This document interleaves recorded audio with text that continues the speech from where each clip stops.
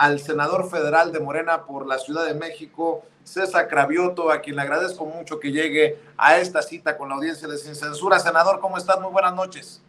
Gracias, Vicente. Buenas noches. Un saludo a ti, a tu auditorio, como Oiga, siempre. a ver, entre las cosas que le quiero preguntar, ¿cómo ve este amago de legisladores estadounidenses de casi mandarnos los helicópteros Black Hawk para librarnos, gracias a la mano democrática del imperio, librarnos de los narcos porque no lo soportan ya?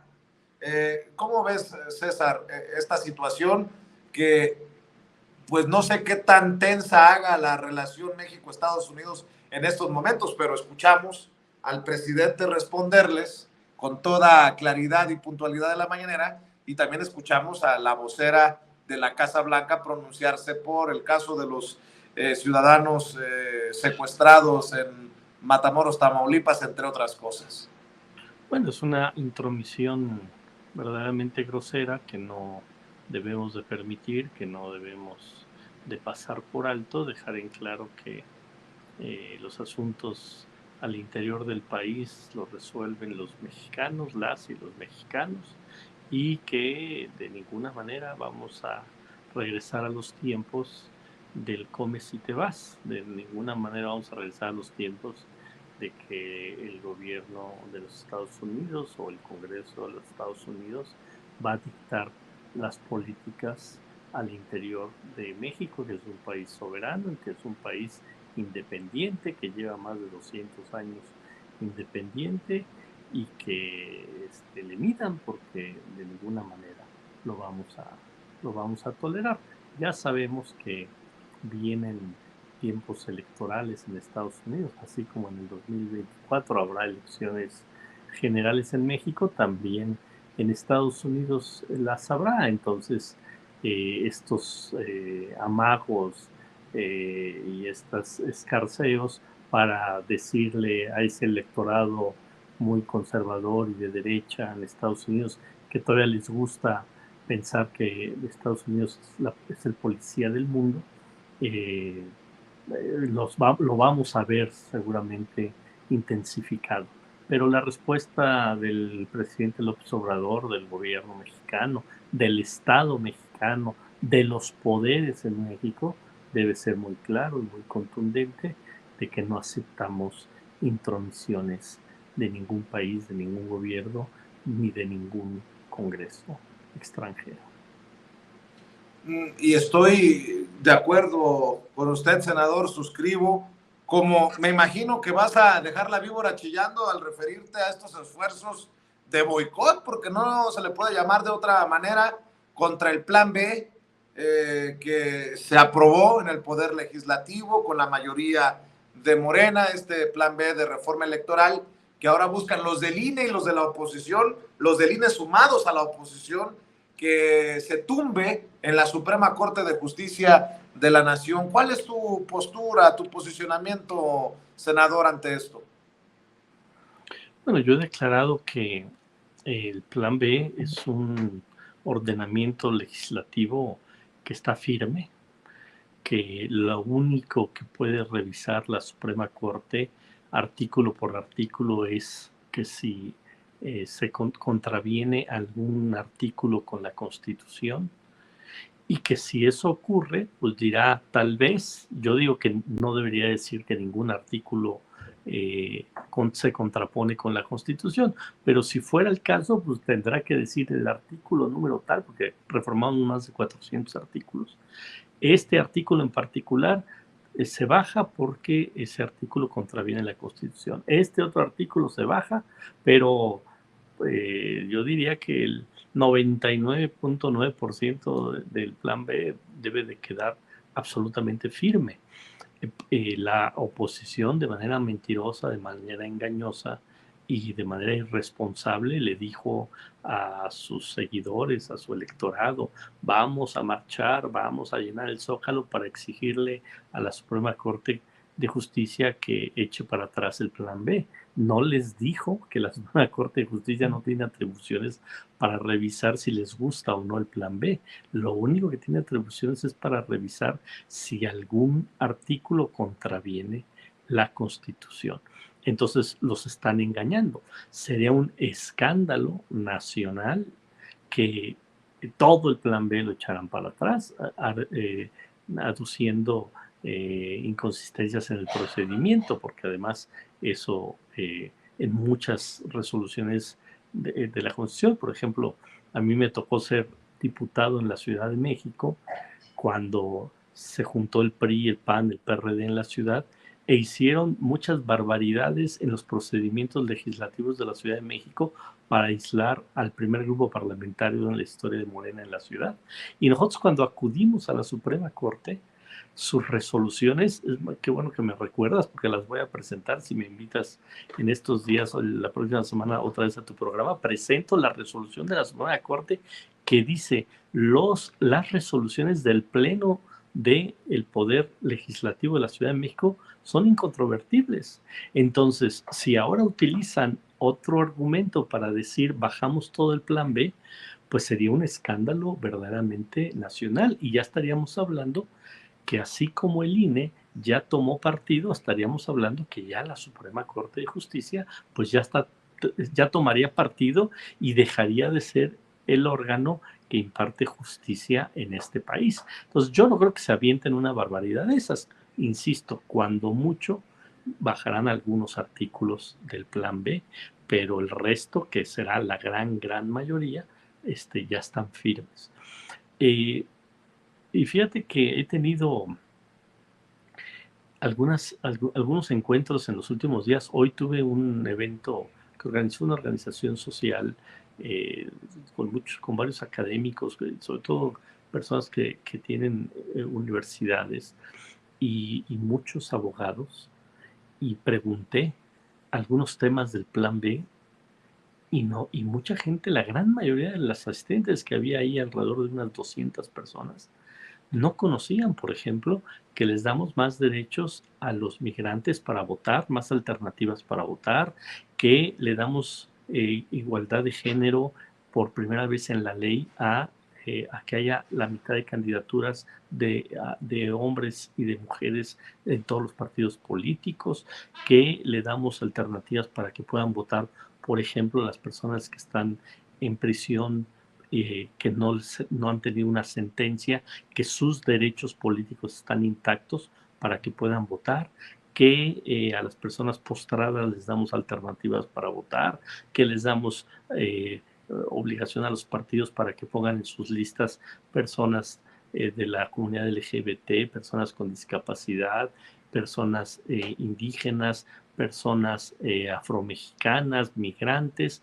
Eso no lo sabe la gente, porque los medios de comunicación solo se la pasaron diciendo que estamos destruyendo la democracia, que el INE no se toca. Pero también me he reunido con representantes de otros gobiernos de otros países que cuando les platico esto me dicen, pues porque tú me lo estás platicando y porque hemos pedido que nuestros asesores revisen el famoso plan B, pero en los medios de comunicación no se dice esto. Entonces, el nivel de desinformación, de manipulación informativa, ustedes también, tu propio medio y otros medios independientes que fueron a la marcha y que fueron a la concentración del domingo antepasado de la derecha, le preguntaban a la gente cosas que la gente decía, sí estoy de acuerdo, pues eso es lo que viene en el plan B o que venía en la reforma constitucional que rechazó la derecha y que aprobó Morena. Entonces, por supuesto que están desvirtuando lo fundamental del plan B, por supuesto que están engañando a la población, pero a una parte de la población, porque el resto de la población, por supuesto que apoya la decisión que tomamos de hacer estas reformas. Y ahora viene un nuevo tirito, que es reformas que tenemos que hacer al Poder Judicial. Y aunque dice el presidente que a eso no le va a entrar porque no le alcanzaría el tiempo, pero ustedes desde el legislativo ¿Le piensan entrar? Sí. La respuesta contundente es sí. He estado hablando con distintos compañeros y compañeras senadoras y senadores y vamos a presentar una serie de reformas no constitucionales porque no tendríamos posibilidades, pero sí de reformas a leyes secundarias para cambiar algunas cosas del Poder Judicial. Y puedo adelantar por lo menos una. Ya, te voy a dar la primicia, Vicente. Venga, César. Por ejemplo, las sesiones del Consejo de la Judicatura son sesiones cerradas. ¿Por qué? ¿Por qué las sesiones del Consejo de la Judicatura son cerradas? Si las sesiones de la Suprema Corte son abiertas, el Consejo de la Judicatura es el órgano que revisa la actuación de jueces, de magistrados. Vamos a pedir que en la ley venga que tienen que ser abiertas, que la sociedad se entere qué están discutiendo quienes están en el Consejo de la Judicatura, que si pusieron en la mesa ese juez que quería dejar libre al exdiputado priista que le echó ácido en la cara a la saxofonista. Que veamos en el Consejo de la Judicatura si trataron el tema de los magistrados que decidieron regresarle las cuentas a la esposa de García Luna, de Cárdenas Palomino. ¿A poco no son temas que nos deben de interesar a los mexicanos? ¿Que discuten en el Consejo de la Judicatura? En el Consejo de la Judicatura discuten pues, los dineros del Poder Judicial, la parte administrativa del Poder Judicial. ¿Por qué el Poder Judicial es tan oscuro en el manejo de sus decisiones internas? Entonces, por ejemplo, esa es una. ¿A poco no vale la pena que las sesiones del Consejo de la Judicatura sean abiertas? Y entonces la sociedad nos estaríamos dando cuenta que integrantes del Consejo de la Judicatura están premiando a un juez que libera a un narcotraficante, que libera a un violador, que libera cuentas que son producto de corrupción del crimen organizado. Entonces, son varias las reformas que queremos hacer. Estamos estudiándolas para que no haya ningún problema de que digan, no, esto es anticonstitucional.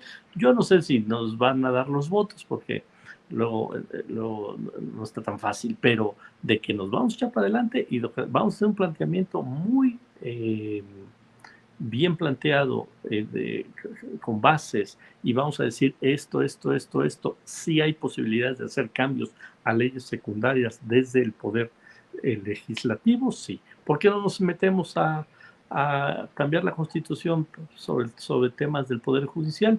Pues simplemente porque no nos dan los números en votos, pero en votos sí nos deberían de dar los números para sacar leyes secundarias. Entonces, sí lo vamos a hacer. Un grupo de senadoras y senadoras ya estamos trabajando en ello y esperamos que a la brevedad demos a conocer a la opinión pública una serie de reformas, porque mira, esta lógica de que las instituciones no se tocan, verdaderamente es lo más absurdo que he escuchado. Sí, yo hoy les decía, porque era un evento para darle reconocimientos a mujeres que han tenido desempeños relevantes en distintos ámbitos de la vida pública del país. Y les decía a las mujeres, pues si las instituciones no se hubieran tocado en los años 40, pues no hubieran podido votar las mujeres. Si las instituciones no se hubieran tocado algunas leyes, las mujeres no podrían tener títulos de propiedad, porque antes los títulos de propiedad eran de los esposos, no de las mujeres. Y así nos podemos ir. Si las mujeres, si no se modificaran las leyes y las instituciones, pues las mujeres no podían entrar a bares, etcétera, porque antes solo podían entrar hombres. O sea, les ponía ejemplos a las mujeres de la importancia que las instituciones se transformen, pues para que evolucione la sociedad. Entonces, decir, una institución no se toca, es lo más absurdo que puede haber para la evolución de una sociedad, para la evolución del género humano, porque lo que ha logrado el género humano de avanzar es porque ha tocado instituciones, porque ha avanzado en la forma en la que se organiza. Si no, estaríamos pues como en la Edad Media, ¿no? Pues aquí el sol, la Tierra es el centro del universo y de ahí quien diga lo contrario, pues se va a la hoguera. Eso es verdaderamente un contrasentido hacia la evolución de una sociedad. Entonces, ya se echaron el rollo de que el INE no se toca. Ya lograron ahí generar su ronchita y poder llenar el Zócalo. No, tampoco es que hayan ganado la batalla como posicionamiento, porque la mayoría de la gente de México sí quiere que se toque el INE y los privilegios de los consejeros del INE y todo lo que ya hemos hablado. Pero ahora vamos a entrarle a otra institución tan importante como el Poder Judicial y otra vez ellos van a empezar a decir el INE no se toca, el Poder Judicial no se toca. Y bueno, pues nosotros vamos a decir, por supuesto que se toca, porque se tienen que tocar todas las instituciones de este país para tener una mejor sociedad. Para la reforma judicial ya toca, don César Cravioto, y le agradezco mucho al senador César Cravioto que llega sin censura. Recuerde que puede seguir en Twitter a César Cravioto en @Cravioto César, primero su apellido, después su nombre, @Cravioto César en Twitter para que siga lo que publica precisamente el senador. Te mando un abrazo, César, y estamos al pendiente sobre este tema y nos vemos ya sea en el Senado o en nuestros estudios, como lo permitan las agendas. Por lo pronto te mando un abrazo, senador. Gracias a ti y otra vez gracias a todo tu auditorio y al extraordinario esfuerzo que hacen por informar a la gente y a la sociedad, y cada vez van ganando más rating porque la gente cada vez está más despierta. Un fuerte abrazo, Vicente. Gracias, César Cravioto, senador federal de Morena por la Ciudad de México, hablando con nosotros sin censura. Amigos, amigas, regresamos en breve, pero mientras seguimos hablando sin pelos en la lengua, sin censura, usted puede suscribirse a nuestros 3 principales canales en YouTube. Sin Censura Media, en donde tenemos más de 1.600.000 suscriptores, Sin Censura TV, en donde tenemos más de 1 millón de suscriptores, y en Sin Censura Presenta, en donde queremos llegar muy pronto a los 100,000 suscriptores. Si usted ya está inscrito en Sin Censura Media, suscríbase en Sin Censura TV. Si ya está suscrito en Sin Censura TV y Sin Censura Media, suscríbase a Sin Censura Presenta. Recuerde que es gratis, no tiene que sacar un solo centavo de su bolsillo para apoyarnos. Dele clic en la campanita para que los señores y señoras de YouTube envíen las notificaciones cuando estemos transmitiendo en vivo y en directo o estemos subiendo videos. También nos puede seguir en Twitter en @Vicente Serrano y hasta en Instagram. Ojo, también estamos en Instagram. Son nuestras redes sociales y con el apoyo de ustedes seguimos creciendo, porque con ustedes todo, sin ustedes nada.